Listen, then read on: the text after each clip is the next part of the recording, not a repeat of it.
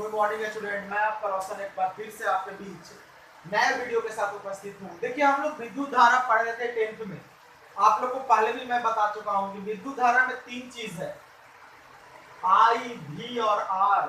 माना जाता है कि आई जो है विद्युत धारा का हीरो है और भी जो है विद्युत धारा की हीरोइन है, और आर जो होता है प्रतिरोध, वो विलेन का काम करता है, यानी बदमाश है। तो आज हम लोग इसी आर के बारे में पढ़ेंगे। आर का मतलब रोशन ना समझ करके आप लोग प्रतिरोध समझिएगा। प्रतिरोध को इंग्लिश में रेजिस्टेंस कहते हैं, और जो आर जो शब्द है ये यहीं से आया है, पहला वर्ड है इसका जो। और याद रखिए, प्रतिरोध को नॉर्मल संकेत में हम लोग आर भी लिख देते हैं। तो देखिए, प्रतिरोध का मतलब क्या है, इसको थोड़ा बेसिक कंसेप्ट से समझते हैं। जैसे आप लोग कभी ना कभी देखे होंगे कि अगर खेत है, खेत में जो नाला बना हुआ होता है, छोटा छोटा क्यारी बना हुआ होता है, उससे पानी बह करके अलग अलग खेतों में जाता है। तो होता है क्या कि कभी कभी किसी खेत में पानी अगर हमको कम चाहिए, तो जो नाला है उसके मुंह पर हम लोग थोड़ा मिट्टी काट करके डाल देते हैं, और जब मिट्टी काट करके डालते हैं तो पानी का बहाव कम हो जाता है। तो वहां पर पानी के बहाव को कम करने के लिए हमने मिट्टी उठा करके डाल दिया, पानी का बहाव कम हो गया। लेकिन अब जरा आप सोचिए कि अगर हमको विद्युत धारा कम चाहिए, तब क्या हम लोग करेंगे। याद रखिए, विद्युत धारा जब हम लोगों ने बनाया, साइंटिस्टों ने खोजा, तो तब तक हम विद्युत धारा के अच्छा से इस्तेमाल नहीं कर पाए जब तक हमने प्रतिरोध को नहीं खोजा। अब देखिए, प्रतिरोध काम क्या करता है।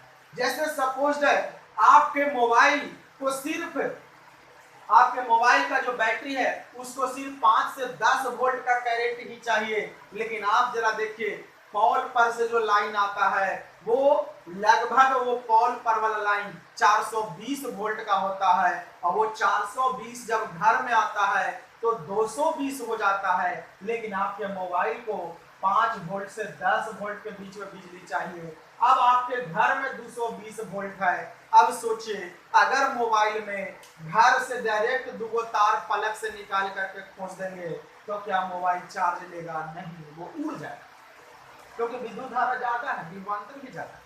अब इसके लिए हम लोग क्या करते हैं, जो धारा का मान है उसको कम करने के लिए हम लोग क्या करते हैं, उचित मान का प्रतिरोध डालते हैं। जैसे सपोज है, ये आपका मेन लाइन है, यहाँ से 20 एम्पियर की विद्युत धारा आ रही है, और ये आपको मोबाइल है, मोबाइल का जो चार्जर है इसको सिर्फ 3 एम्पियर चाहिए। तो क्या करेंगे, इसको डायरेक्ट लाकर खोस दे? नहीं, इसको क्या करते हैं कि मोबाइल को चार्ज करने के लिए डायरेक्ट लाइन के तार को मोबाइल में नहीं घुसाते हैं। इसके लिए क्या करते हैं, इसको चार्जर से कनेक्ट करते हैं, और चार्जर के में ही ये विद्युत धारा आती है। तो याद रखें, चार्जर में प्रतिरोध होता है। ई क्या करता है कि 20 एम्पियर की धारा को रोक देता है, और सिर्फ कितना एम्पियर मोबाइल तक आने देता है? 3 एम्पियर। यानी प्रतिरोध का मेन काम है रुकावट, रोकना। किसको रोकना? विद्युत धारा को। तो सीधा सा हो गया कि किसी चालक का वह गुण जो विद्युत धारा, किसी चालक का वह गुण जो विद्युत धारा के प्रवाह में रुकावट उत्पन्न करता है, उसे क्या कहते हैं हम लोग? प्रतिरोध। सिंपल से हम लोग को पता चल गया परिभाषा। किसी पदार्थ का वह गुण जो विद्युत धारा के प्रवाह में रुकावट उत्पन्न करता है, उसे प्रतिरोध कहते हैं। इसे संकेत में किससे डिनोट करते हैं? आर से। और लेकिन इसको सिंबल क्या होता है, इसका सिंबल इस टाइप का, इसका एसआई मात्रा क्या होता है? ओम होता है। और ओम को संकेत में एगो शंकर जी पाइए, इसको दोनों पट्टी से खींच दीजिए, यही आपका ओम का सिंबल है। तो आइए लिखिए, सबसे पहले लिखिए प्रतिरोध से आप क्या समझते हैं। क्वेश्चन लिखिएगा, प्रतिरोध से आप क्या समझते हैं।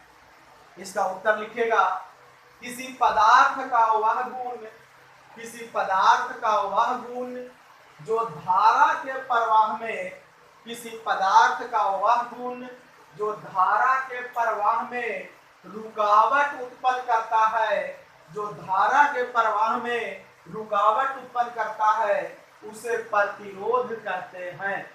उसे प्रतिरोध कहते हैं। अब नीचे पॉइंट बनाइएगा इस तरह से और लिखिएगा आप लोग, प्रतिरोध को कैपिटल आर से, प्रतिरोध को कैपिटल आर से सूचित करते हैं। प्रतिरोध को कैपिटल आर से सूचित करते हैं। उसके नीचे पॉइंट लिखेगा, प्रतिरोध को संकेत में, प्रतिरोध को संकेत में चिन्ह, प्रतिरोध को संकेत में चिन्ह इतना से सूचित करते हैं। उसके नीचे पॉइंट और लिखेगा, प्रतिरोध का एसआई मात्रक, प्रतिरोध का एसआई मात्रक ओम, ओम को ब्रैकेट में लिखेगा इस तरह का सिंबल, प्रतिरोध का एसआई मात्रक ओम होता है। अब देखिए, अब थोड़ा सा और समझते हैं। अब बात यह है कि प्रतिरोध अलग अलग हो जाए। प्रतिरोध बहुत सारी बातों पर निर्भर करता है, इसमें 3 या 4 मेन है। पहला बात है तार की लंबाई, पहले समझ लेते हैं हम लोग।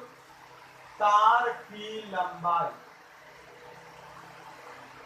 याद रखिए, किसी चालक का प्रतिरोध, समझना है अभी, किसी चालक का प्रतिरोध उसके लंबाई के समानुपाती होता है। अब समानुपाती का मतलब हो गया कि लंबाई अगर तार के बढ़ जाएगा तब प्रतिरोध भी बढ़ेगा, लंबाई अगर घट जाएगा तो प्रतिरोध भी घट। सीधा से फिर से एक बार, किसी चालक का प्रतिरोध उसके लंबाई के समानुपाती होता है। इसका मतलब ये समझिए कि अगर मान लीजिए तार के लंबाई 2 मीटर है और इसका प्रतिरोध अगर 4 ओम है, अगर ये 2 मीटर से 4 मीटर तार के लंबाई हो गया तो लंबाई अगर बढ़ेगा तब प्रतिरोध भी बढ़ेगा। लंबाई 2 मीटर से 4 मीटर के गुना हो गया, 2 गुना, तब प्रतिरोध भी 2 गुना, 4 ओम से कितना हो जाएगा, 8 ओम। तो ये चीजें इस पर ध्यान देना है। पहला हो गया तार की लंबाई पर। दूसरा देखिए, अनुप्रस्थ काट के क्षेत्रफल, अनुप्रस्थ काट के क्षेत्रफल पर। अनुप्रस्थ काट हम आप लोग को पीछे भी समझाए हैं। जैसे देखिए एक कलम है, इस कलम का पीछे जो ये एरिया हो गया, ये आपका अनुप्रस्थ काट होगा। अगर तार मोटा होगा तो अनुप्रस्थ काट ज्यादा होगा, तार अगर पतला होगा तो अनुप्रस्थ काट कम होगा।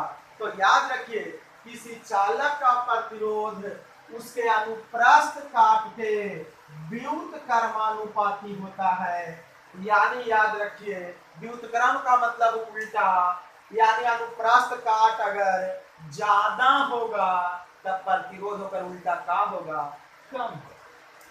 हाँ, व्युत्क्रम का मतलब ही उल्टा सीधा। अगर अनुप्रस्थ काट का क्षेत्रफल कम होगा तो प्रतिरोध क्या होगा, ज्यादा।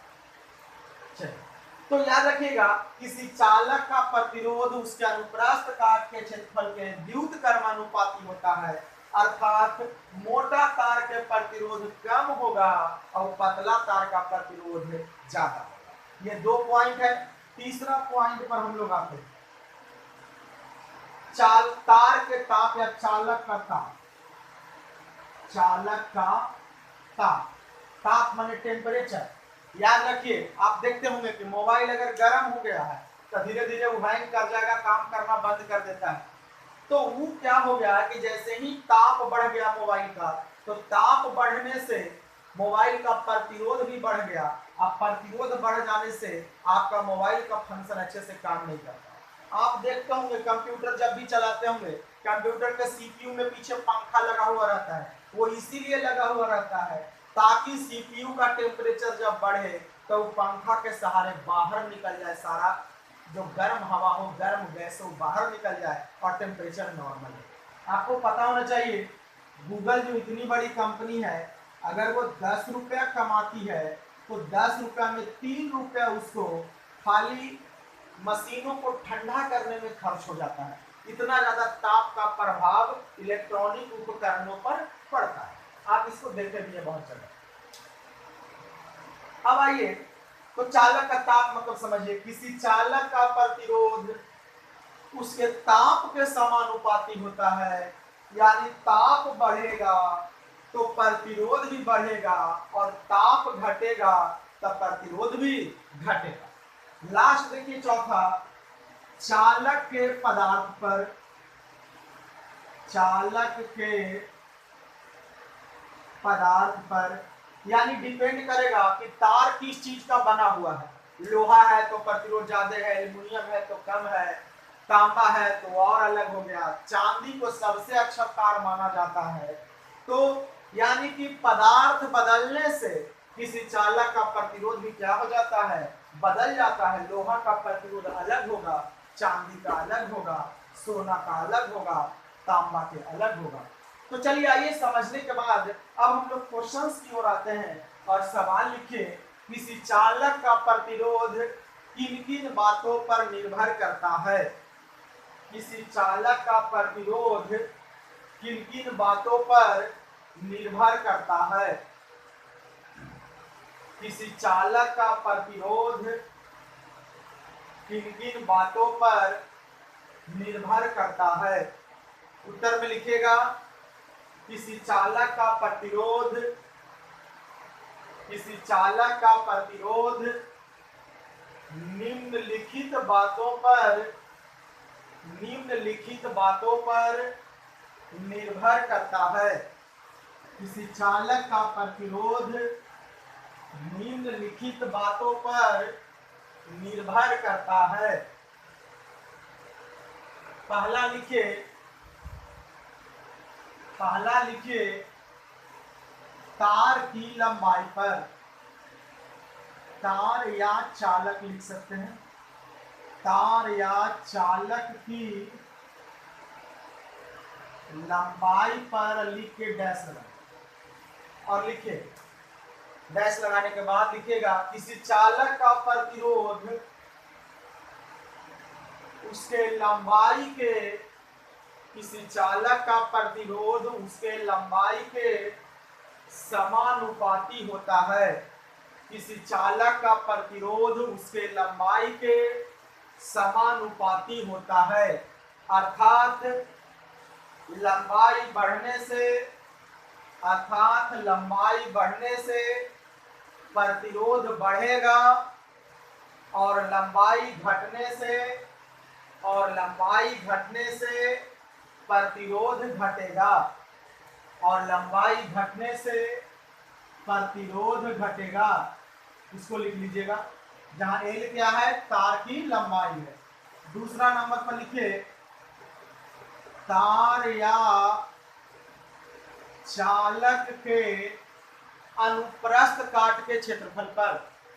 तार या चालक के अनुप्रस्थ काट के क्षेत्रफल पर लिख के डैश लिखिए, किसी चालक का प्रतिरोध, किसी चालक का प्रतिरोध उसके अनुप्रस्थ काट के क्षेत्रफल के, किसी चालक का प्रतिरोध उसके अनुप्रस्थ काट के क्षेत्रफल के व्युत्क्रमानुपाती होता है, व्युत्क्रमानुपाती होता है।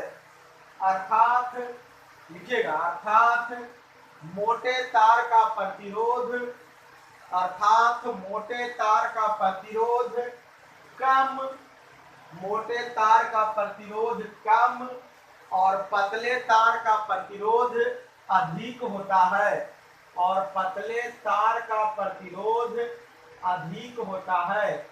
इसको लिख लीजिएगा, और यहाँ पर जो ए है उसको हम लोग कहेंगे अनुप्रस्थ काट का क्षेत्रफल। तीसरा नंबर पर अब आइए और लिखिए, चालक या तार का ताप, और लिख करके डैश लगाइए। लिखिए किसी चालक का प्रतिरोध, किसी चालक का प्रतिरोध उसके ताप के, किसी चालक का प्रतिरोध उसके ताप के समानुपाती होता है, उसके ताप के समानुपाती होता है। अर्थात ताप बढ़ने से, अर्थात ताप बढ़ने से प्रतिरोध बढ़ेगा और ताप घटने से प्रतिरोध घटेगा, और ताप घटने से प्रतिरोध घटेगा। चलिए लास्ट लिखिएगा, चालक या तार के पदार्थ पर, चालक या तार के पदार्थ पर लिखिएगा डैश लगा करके, भिन्न भिन्न पदार्थों से बने हुए, भिन्न भिन्न पदार्थों से बने हुए तार या चालक, भिन्न भिन्न पदार्थों से बने हुए तार या चालक का प्रतिरोध भिन्न भिन्न होता है, का प्रतिरोध भिन्न भिन्न होता है। तो चलिए नेक्स्ट वीडियो में मिलते हैं। तो प्रतिरोध का जोड़ सीखेंगे, श्रेणी क्रम, समानांतर क्रम, दो टाइप का इसका संयोजन होता है। आगे मिलते हैं नेक्स्ट वीडियो में, तब तक के लिए जय हिंद जय भारत।